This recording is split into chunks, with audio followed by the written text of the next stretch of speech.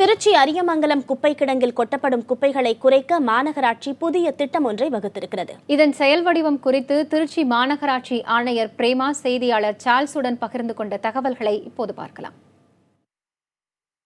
இப்போ திடக்கழிவு மேலாண்மையில் முக்கியமாக திருச்சி மாநகராட்சியிலேருந்து சேர்க்கக்கூடிய இந்த குப்பைகளை பிரித்தெடுக்கக்கூடிய புதிய முயற்சியை மேற்கொண்டு வரீங்க. இது இந்த திட்டம் எப்போ துவக்க போகிறீங்க? இது விரைவில் எப்போது நடைமுறைப்படுத்தப்படுகிறது?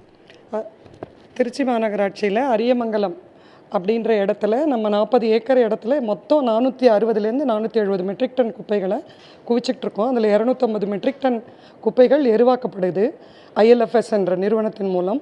ஆனால் இது ரொம்ப பாதிப்புக்குள்ளாவதாக பல முறை மக்களும் கட்சிக்காரங்களும் நிறைய இதுக்காக எதிர்ப்பு தெரிவித்து பொதுநல சங்கங்களும் தெரிவிச்சிருந்தது. அதனால் அரசு எங்களை திடக்கழிவை டீசென்ட்ரலைஸ்டு மேனரில் எந்தெந்த இடத்தில் உருவாகிறதோ அங்கேயே அந்த குப்பையை உரமாக்கி அந்த மறு சுழற்சிக்கு உட்படக்கூடிய அந்த திங்ஸையும் நம்ம மார்க்கெட் பண்ணுற மாதிரி பிளாஸ்டிக்கையெல்லாம் ரோடுக்கு பயன்படுத்துகிற மாதிரி செய்ய சொல்லி உத்தரவிட்டதன் பேரில் 20 இடங்களில் இந்த பணியை செய்யறதுக்கு திட்ட அறிக்கை தயார் செய்து அரசின் பரிசீலனையில் உள்ளது. ஏறத்தாழ இதில் 15 கோடி ரூபாய் அளவுக்கு நிதியுதவியானது நமக்கு அரசாங்கம் வழங்க இருக்கிறது.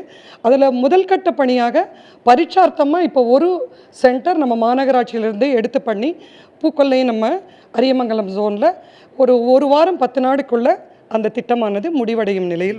திருச்சி மாநகராட்சியை பொறுத்தளவு எந்தெந்த இடங்கள்லாம் இதை அமைக்க போகிறீங்க? விரைவில் இப்போ திருச்சி மாநகராட்சியில் சேகரிக்கப்படும் குப்பைகள் நாள் ஒன்றுக்கு 220க்கு மேற்பட்ட லாரிகளில் இந்த அரியமங்கலம் குப்பை கிடங்கு போகிறது. இது எவ்வளோ நாளில் குறையும்?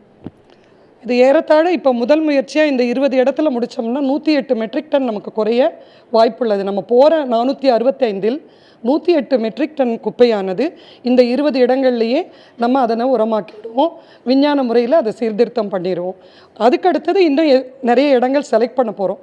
அது மாதிரி செலக்ட் பண்ணும்போது இன்னும் ஒரு 100 மெட்ரிக் டன்னையும் நம்ம இதில் ஈடுபடுத்துறதுக்கு முயற்சி செய்கிறதுக்கு முழு முயற்சியோடு இருக்கும்.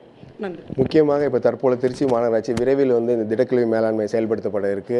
குப்பைகளை குறிப்பாக அரியமங்கலம் குப்பை கிடங்களை அதிகமாக கொட்டாமல் அது பல்வேறு பகுதிகளில் சேகரித்து அதனை பிரித்தெடுக்கக்கூடிய முயற்சியும் அவங்க மேற்கொள்ள இருக்காங்க. புதிய தலைமுறைக்காக ஒளிப்பதிவாளர் சசிகுமாருடன் திருச்சியிலிருந்து சார்ல்ஸ்.